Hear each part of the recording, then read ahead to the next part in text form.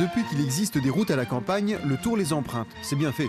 Le spectacle est source d'inspiration pour les commentateurs. Et soudain, un démarrage terrible. Marguerite s'en va, mètre après mètre, mais que c'est beau une vache au sprint. Les villages traversés, les visages filmés, le Tour a cette vertu.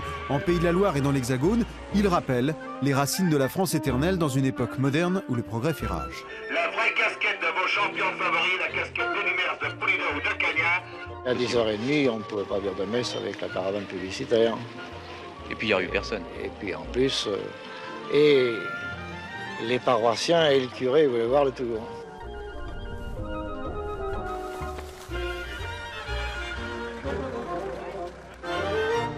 On a peur qu'il tombe de l'eau, alors avec les fleurs qu'on a fait, c'est du papier crépon. Si ça déteint, c'est pas la peine d'avoir travaillé pour que ça mouille.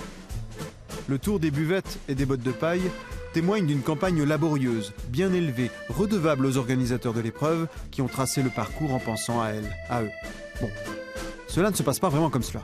En 1987, les 3000 habitants de Renazé, village des frères Madiot, doivent trouver 320 000 francs pour payer la subvention demandée par la Société du Tour. On voulait bien participer, mais à condition que le budget communal ne supporte pas les dépenses de cette manifestation. Les Renazéens font feu de tout bois, des idées originales, comme le lancement d'une souscription, près de 7000 billets à 10 francs déjà vendus. On leur prête même 1200 barrières et le camion pour aller les chercher. Sur les 326 000 francs réunis, l'association pourrait faire des bénéfices. Je pense qu'on va peut-être pouvoir en faire un peu. J'aurais souhaité qu'on en fasse davantage. Bénéfice, déficit. Difficile à évaluer quand aujourd'hui le Tour vous vend une retransmission dans 200 pays. Quelle publicité! L'image véhiculée, c'est une autre histoire. Le Tour des campagnes offre de l'exotisme de pas très loin et pour pas cher. Il en dit un peu de ceux qui y vivent et plus encore des journalistes de passage. Musique, rire, ambiance, bon enfant.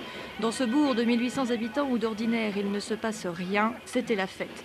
Certains ont même préféré manger frugalement sur le bord de la route plutôt que d'en perdre une seule miette.